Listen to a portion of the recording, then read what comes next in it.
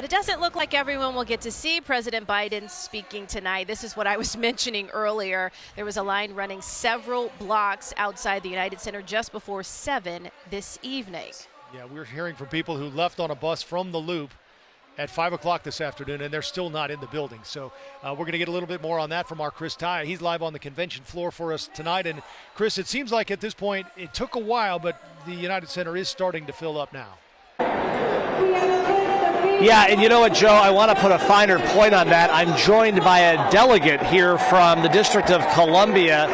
Dr. E. Gail Anderson-Honas is joining me. Doctor, thank you for being with us. Can you explain to our viewers the problems you had getting here tonight because of these protests? Oh, it was a challenging experience. Our major issue was when we got on the bus, finally, we could not move because we were told that there was a breach, that the protesters had breached the fence and that they had breached and had come into the center and they were trying to clear it. And those of us from Washington, D.C. are very proud of how we move those kind of things. We have protests all the time in Washington. So what happened after they told you? But they kept us on the bus for about 30 minutes and then we moved. It was supposed to be a 20-minute trip. Then they stopped the bus. We were on the bus for over an hour, and they told us we could not get off the bus. And you're on the highway at this point? No, we were close to here, United Center, and maybe about 6 or 7 blocks from here. They told us we couldn't get off because if we got off, they were not going to allow anyone who was walking to walk right into the center. However, there are those of us who are creative enough to know that if nothing's moving, you move. So we got off the bus, and many of us started to walk, and they did allow us to come in. But we were stuck for maybe 2.5 hours before we were able to get in here. So right now it's 7 after 8. What time did you actually get here? I've only been in here for about 40 minutes. And you began the journey almost 3 hours? About 4 o'clock.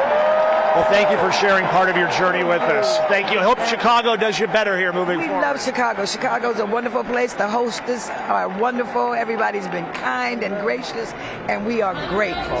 We're grateful for your time and sharing your story. Thank you so much. That is just one snapshot of the headaches that folks are dealing with here. I want to get you to some other elements here that are happening in the last 90 minutes or so that sort of have a Chicago and Illinois connection. Illinois Senator Dick Durbin spoke to this crowd earlier and really riled them up by talking about the economic shortcomings of the Trump administration. Listen. Donald Trump reminds us of a boss we all had. The guy who thinks he's a very stable genius, but is driving the company into the ground. Now get this. Donald Trump did make history. Let's give him credit. He is one of only 2 presidents in the history of the United States to leave office with fewer Americans working than when he started. Dick Durbin, of course, earlier this evening getting this crowd very, very animated. He is one of the over 100 members of the Illinois delegation which have funneled into the section in just behind the front row section. As we're keeping an eye here on a very busy floor, it is finally filling in, Joe and Erica, after a number of those speed bumps that Dr. Honas enumerated for us, unfortunately marring, at least in a small way, folks' experience here in Chicago.